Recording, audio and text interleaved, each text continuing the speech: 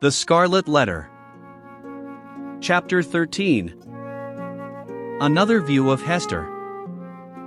In her late singular interview with Mr. Dimmesdale, Hester Prynne was shocked at the condition to which she found the clergyman reduced. His nerves seemed absolutely destroyed. His moral force was abased into more than childish weakness. It grovelled helpless on the ground, even while his intellectual faculties retained their pristine strength, or had perhaps acquired a morbid energy, which disease only could have given them. With her knowledge of a train of circumstances hidden from all others, she could readily infer that, besides the legitimate action of his own conscience, a terrible machinery had been brought to bear, and was still operating, on Mr. Dimmesdale's well-being and repose. Knowing what this poor, fallen man had once been, her whole soul was moved by the shuddering terror with which he had appealed to her, the outcast woman, for support against his instinctively discovered enemy. She decided, moreover, that he had a right to her utmost aid. Little accustomed, in her long seclusion from society, to measure her ideas of right and wrong by any standard external to herself, Hester saw, or seemed to see, that there lay a responsibility upon her, in reference to the clergyman, which she owed to no other, nor to the whole world besides. The links that united her to the rest of humankind, links of flowers, or silk, or gold, or whatever the material, had all been broken. Here was the iron link of mutual crime, which neither he nor she could break. Like all other ties, it brought along with it its obligations. Hester Prynne did not now occupy precisely the same position in which we beheld her during the earlier periods of her ignominy. Years had come and gone. Pearl was now 7 years old. Her mother, with the scarlet letter on her breast, glittering in its fantastic embroidery, had long been a familiar object to the townspeople. As is apt to be the case when a person stands out in any prominence before the community, and, at the same time, interferes neither with public nor individual interests and convenience, a species of general regard had ultimately grown up in reference to Hester Prynne. It is to the credit of human nature that, except where its selfishness is brought into play, it loves more readily than it hates. Hatred, by a gradual and quiet process, will even be transformed to love, unless the change be impeded by a continually new irritation of the original feeling of hostility. In this matter of Hester Prynne, there was neither irritation nor irksomeness. She never battled with the public, but submitted, uncomplainingly, to its worst usage. She made no claim upon it. In requital for what she suffered, she did not weigh upon its sympathies. Then, also, the blameless purity of her life during all these years in which she had been set apart to infamy, was reckoned largely in her favor. With nothing now to lose, in the sight of mankind, and with no hope, and seemingly no wish, of gaining anything, it could only be a genuine regard for virtue that had brought back the poor wanderer to its paths. It was perceived, too, that while Hester never put forward even the humblest title to share in the world's privileges, further than to breathe the common air, and earn daily bread for little Pearl and herself by the faithful labor of her hands, she was quick to acknowledge her sisterhood with the race of man, whenever benefits were to be conferred.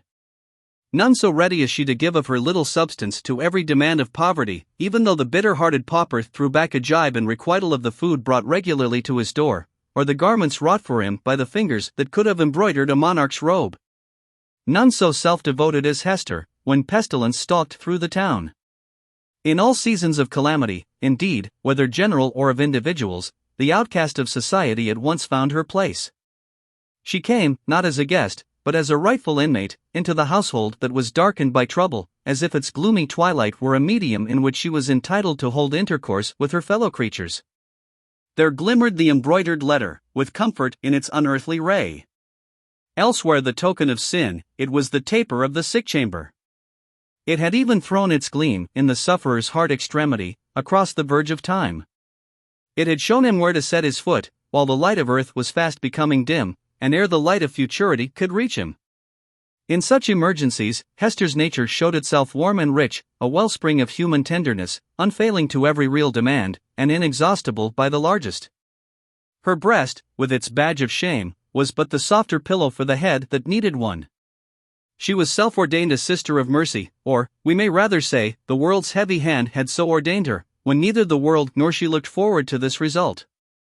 The letter was the symbol of her calling. Such helpfulness was found in her, so much power to do, and power to sympathize, that many people refuse to interpret. The scarlet A by its original signification. They said that it meant able, so strong was Hester Prynne, with a woman's strength. It was only the darkened house that could contain her. When sunshine came again, she was not there. Her shadow had faded across the threshold. The helpful inmate had departed, without one backward glance to gather up the meed of gratitude, if any were in the hearts of those whom she had served so zealously. Meeting them in the street, she never raised her head to receive their greeting. If they were resolute to accost her, she laid her finger on the scarlet letter, and passed on. This might be pride, but was so like humility, that it produced all the softening influence of the latter quality on the public mind. The public is despotic in its temper, it is capable of denying common justice, when too strenuously demanded as a right, but quite as frequently it awards more than justice, when the appeal is made, as despots love to have it made, entirely to its generosity. Interpreting Hester Prynne's deportment as an appeal of this nature, society was inclined to show its former victim a more benign countenance than she cared to be favored with, or, perchance, than she deserved. The rulers, and the wise and learned men of the community, were longer in acknowledging the influence of Hester's good qualities than the people. The prejudices which they shared in common with the latter were fortified in themselves by an iron framework of reasoning, that made it a far tougher labor to expel them. Day by day, nevertheless, their sour and rigid wrinkles were relaxing into something which, in the due course of years, might grow to be an expression of almost benevolence. Thus it was with the men of rank, on whom their eminent position imposed the guardianship of the public morals. Individuals in private life, meanwhile, had quite forgiven Hester Prynne for her frailty, nay, more, they had begun to look upon the Scarlet Letter as the token, not of that one sin, for which she had borne so long and dreary a penance, but of her many good deeds since. "Do you see that woman with the embroidered badge?" they would say to strangers. "It is our Hester, the town's own Hester, who is so kind to the poor, so helpful to the sick, so comfortable to the afflicted." Then, it is true, the propensity of human nature to tell the very worst of itself, when embodied in the person of another, would constrain them to whisper the black scandal of bygone years. It was none the less a fact, however, that, in the eyes of the very men who spoke thus, the Scarlet Letter had the effect of the cross on a nun's bosom. It imparted to the wearer a kind of sacredness, which enabled her to walk securely amid all peril. Had she fallen among thieves, it would have kept her safe. It was reported, and believed by many, that an Indian had drawn his arrow against the badge, and that the missile struck it, but fell harmless to the ground. The effect of the symbol, or, rather, of the position in respect to society that was indicated by it on the mind of Hester Prynne herself, was powerful and peculiar. All the light and graceful foliage of her character had been withered up by this red-hot brand, and had long ago fallen away, leaving a bare and harsh outline, which might have been repulsive, had she possessed friends or companions to be repelled by it. Even the attractiveness of her person had undergone a similar change. It might be partly owing to the studied austerity of her dress, and partly to the lack of demonstration in her manners. It was a sad transformation, too, that her rich and luxuriant hair had either been cut off, or was so completely hidden by a cap, that not a shining lock of it ever once gushed into the sunshine. It was due in part to all these causes, but still more to something else, that there seemed to be no longer anything in Hester's face for love to dwell upon, nothing in Hester's form, though majestic and statue-like, that passion would ever dream of clasping in its embrace, nothing in Hester's bosom, to make it ever again the pillow of affection. Some attribute had departed from her, the permanence of which had been essential to keep her a woman. Such is frequently the fate, and such the stern development, of the feminine character in person, when the woman has encountered, and lived through, an experience of peculiar severity. If she be all tenderness, she will die. If she survive, the tenderness will either be crushed out of her, or, and the outward semblance is the same, crushed so deeply into her heart that it can never show itself more. The latter is perhaps the truest theory. She who has once been woman, and ceased to be so, might at any moment become a woman again if there were only the magic touch to effect the transfiguration. We shall see whether Hester Prynne were ever afterwards so touched, and so transfigured. Much of the marble coldness of Hester's impression was to be attributed to the circumstance that her life had turned, in a great measure, from passion and feeling to thought. Standing alone in the world, alone, as to any dependence on society, and with little pearl to be guided and protected, alone, and hopeless of retrieving her position, even had she not scorned to consider it desirable, she cast away the fragments of a broken chain. The world's law was no law for her mind. It was an age in which the human intellect, newly emancipated, had taken a more active and a wider range than for many centuries before. Men of the sword had overthrown nobles and kings. Men bolder than these had overthrown and rearranged, not actually, but within the sphere of theory, which was their most real abode, the whole system of ancient prejudice, wherewith was linked much of ancient principle. Hester Prynne imbibed this spirit. She assumed a freedom of speculation, then common enough on the other side of the Atlantic, but which our forefathers, had they known it, would have held to be a deadlier crime than that stigmatized by the Scarlet Letter. In her lonesome cottage, by the seashore, thoughts visited her, such as dared to enter no other dwelling in New England, shadowy guests, that would have been as perilous as demons to their entertainer, could they have been seen so much as knocking at her door. It is remarkable that persons who speculate the most boldly often conform with the most perfect quietude to the external regulations of society. The thought suffices them, without investing itself in the flesh and blood of action. So it seemed to be with Hester. Yet, had little Pearl never come to her from the spiritual world, it might have been far otherwise. Then, she might have come down to us in history, hand in hand with Anne Hutchinson, as the foundress of a religious sect. She might, in one of her phases, have been a prophetess. She might, and not improbably would, have suffered death from the stern tribunals of the period, for attempting to undermine the foundations of the Puritan establishment. But, in the education of her child, the mother's enthusiasm of thought had something to wreak itself upon. Providence, in the person of this little girl, had assigned to Hester's charge the germ and blossom of womanhood, to be cherished and developed amid a host of difficulties. Everything was against her. The world was hostile. The child's own nature had something wrong in it, which continually betokened that she had been born amiss. The effluence of her mother's lawless passion, and often impelled Hester to ask, in bitterness of heart, whether it were for ill or good that the poor little creature had been born at all. Indeed, the same dark question often rose into her mind, with reference to the whole race of womanhood. Was existence worth accepting, even to the happiest among them? As concerned her own individual existence, she had long ago decided in the negative, and dismissed the point as settled. A tendency to speculation, though it may keep woman quiet, as it does man, yet makes her sad. She discerns, it may be, such a hopeless task before her. As a first step, the whole system of society is to be torn down, and built up anew. Then, the very nature of the opposite sex, or its long hereditary habit, which has become like nature, is to be essentially modified, before woman can be allowed to assume what seems a fair and suitable position. Finally, all other difficulties being obviated, woman cannot take advantage of these preliminary reforms, until she herself shall have undergone a still mightier change, in which, perhaps, the ethereal essence, wherein she has her truest life, will be found to have evaporated. A woman never overcomes these problems by any exercise of thought. They are not to be solved, or only in one way. If her heart chanced to come uppermost, they vanish. Thus, Hester Prynne, whose heart had lost its regular and healthy throb, wandered without a clue in the dark labyrinth of mind, now turned aside by an insurmountable precipice, now starting back from a deep chasm. There was wild and ghastly scenery all around her, and a home and comfort nowhere.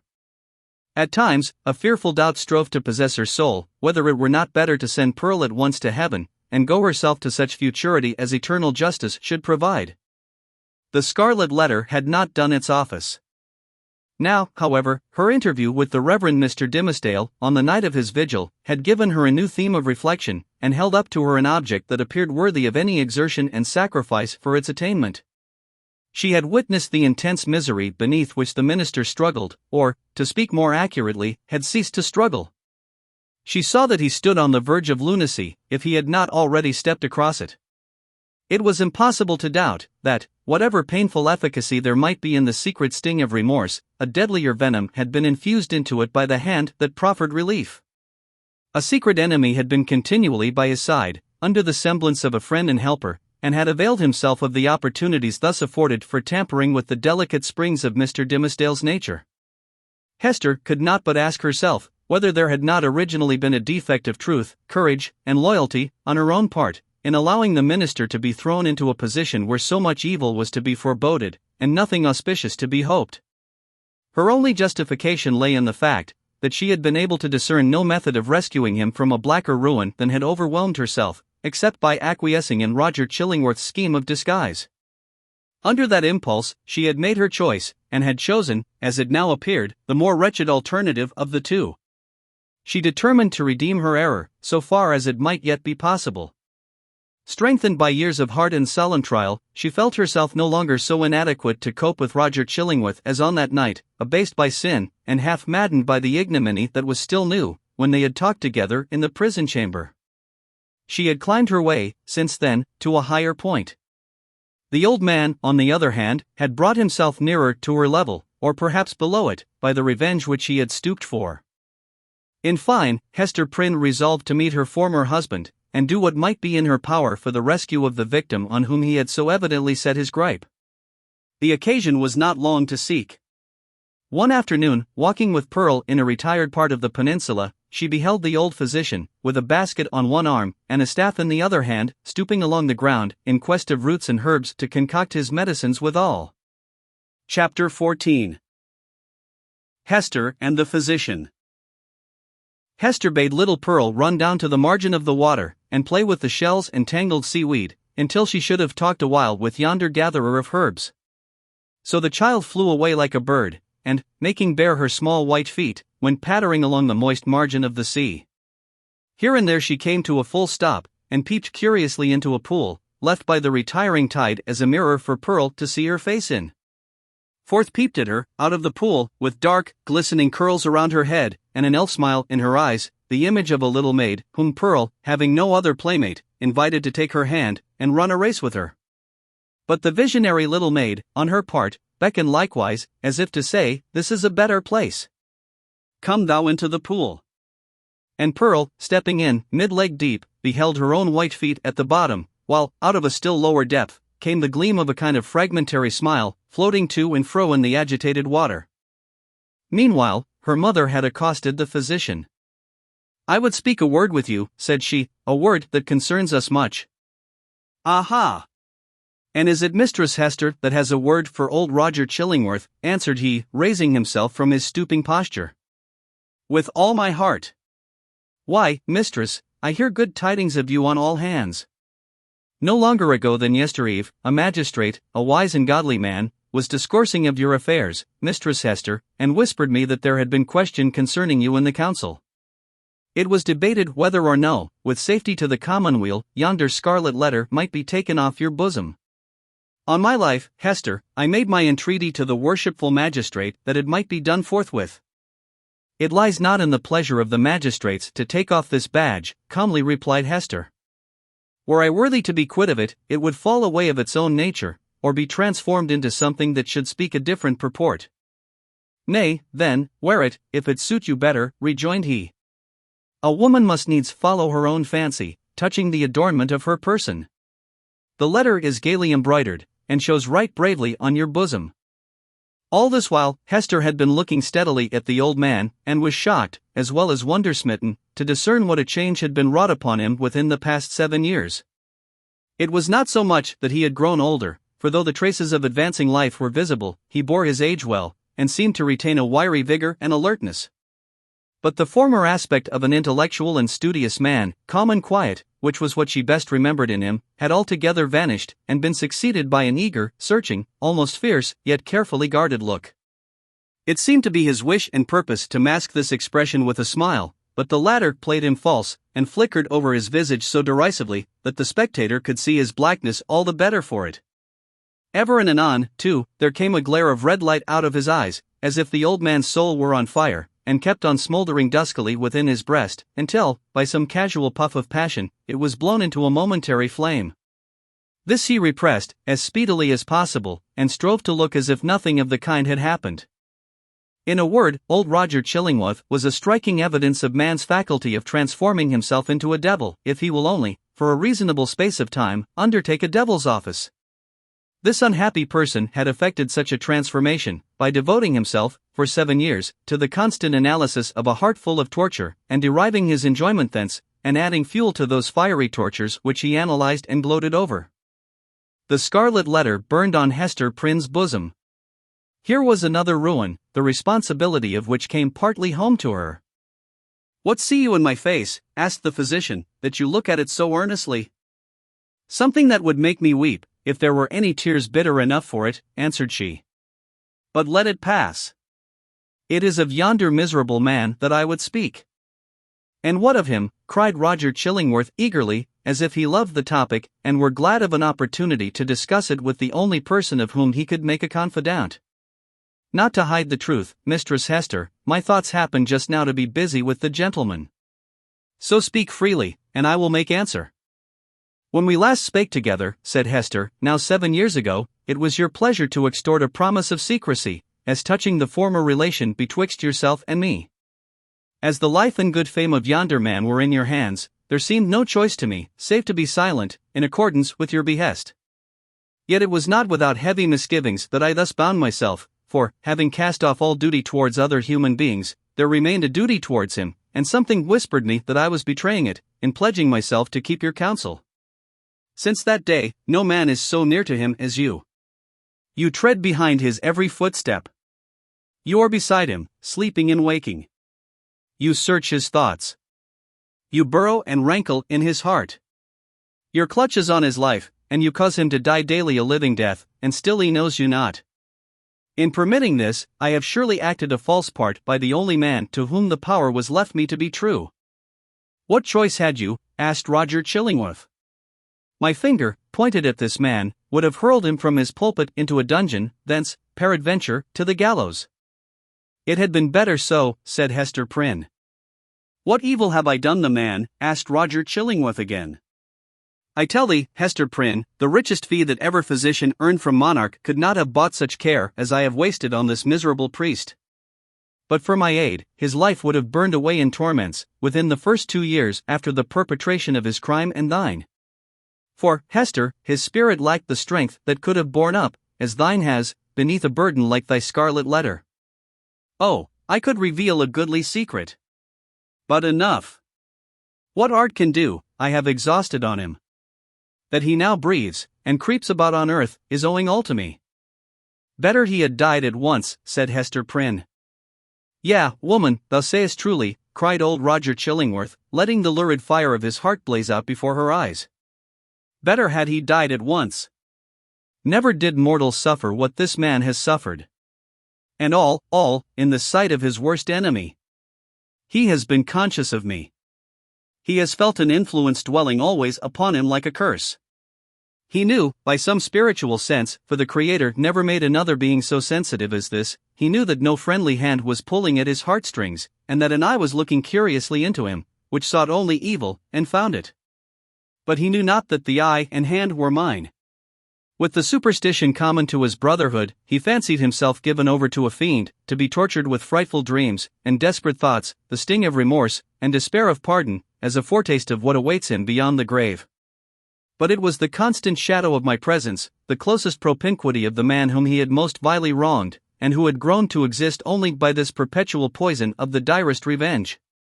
Yea, indeed, he did not err, there was a fiend at his elbow. A mortal man, with once a human heart, has become a fiend for his especial torment." The unfortunate physician, while uttering these words, lifted his hands with a look of horror, as if he had beheld some frightful shape, which he could not recognize, usurping the place of his own image in a glass. It was one of those moments, which sometimes occur only at the interval of years, when a man's moral aspect is faithfully revealed to his mind's eye. Not improbably, he had never before viewed himself as he did now. "Hast thou not tortured him enough?" said Hester, noticing the old man's look. "Has he not paid thee all?" No, he has but increased the debt," answered the physician, and as he proceeded his manner lost its fiercer characteristics, and subsided into gloom. "Dost thou remember me, Hester, as I was 9 years agone? Even then, I was in the autumn of my days, nor was it the early autumn. But all my life had been made up of earnest, studious, thoughtful, quiet years, bestowed faithfully for the increase of mine own knowledge, and faithfully, too, though this latter object was but casual to the other, faithfully for the advancement of human welfare. No life had been more peaceful and innocent than mine, few lives so rich with benefits conferred. Dost thou remember me? Was I not, though you might deem me cold, nevertheless a man thoughtful for others, craving little for himself, kind, true, just, and of constant, if not warm affections? Was I not all this? All this, and more, said Hester. And what am I now? Demanded he, looking into her face, and permitting the whole evil within him to be written on his features. I have already told thee what I am. A fiend. Who made me so? It was myself, cried Hester, shuddering. It was I, not less than he. Why hast thou not avenged thyself on me? I have left thee to the Scarlet Letter, replied Roger Chillingworth. If that have not avenged me, I can do no more. He laid his finger on it, with a smile. It has avenged thee, answered Hester Prynne. I judged no less, said the physician. And now, what wouldst thou with me touching this man? I must reveal the secret, answered Hester, firmly. He must discern thee in thy true character. What may be the result, I know not. But this long debt of confidence, due from me to him, whose bane and ruin I have been, shall at length be paid. So far as concerns the overthrow or preservation of his fair fame and his earthly state, and perchance his life, he is in thy hands. Nor do I, whom the Scarlet Letter has disciplined to truth, though it be the truth of red-hot iron, entering into the soul, nor do I perceive such advantage in his living any longer a life of ghastly emptiness, that I shall stoop to implore thy mercy. Do with him as thou wilt. There is no good for him, no good for me, no good for thee. There is no good for little Pearl. There is no path to guide us out of this dismal maze. Woman, I could well nigh pity thee, said Roger Chillingworth, unable to restrain a thrill of admiration too, for there was a quality almost majestic in the despair which she expressed. Thou hadst great elements. Peradventure, hadst thou met earlier with a better love than mine, this evil had not been. I pity thee, for the good that has been wasted in thy nature. And I thee, answered Hester Prynne, for the hatred that has transformed a wise and just man to a fiend. Wilt thou yet purge it out of thee, and be once more human? If not for his sake, then doubly for thine own. Forgive, and leave his further retribution to the power that claims it. I said, but now, that there could be no good event for him, or thee, or me, who are here wandering together in this gloomy maze of evil, and stumbling, at every step, over the guilt wherewith we have strewn our path. It is not so. There might be good for thee, and thee alone, since thou hast been deeply wronged, and hast it at thy will to pardon. Wilt thou give up that only privilege? Wilt thou reject that priceless benefit? Peace, Hester, peace, replied the old man, with gloomy sternness. It is not granted me to pardon. I have no such power as thou tellest me of. My old faith, long forgotten, comes back to me, and explains all that we do, and all we suffer. By thy first step awry thou didst plant the germ of evil, but since that moment, it has all been a dark necessity. Ye that have wronged me are not sinful, save in a kind of typical illusion, neither am I fiend-like, who have snatched a fiend's office from his hands. It is our fate. Let the black flower blossom as it may. Now go thy ways, and deal as thou wilt with yonder man. He waved his hand, and betook himself again to his employment of gathering herbs.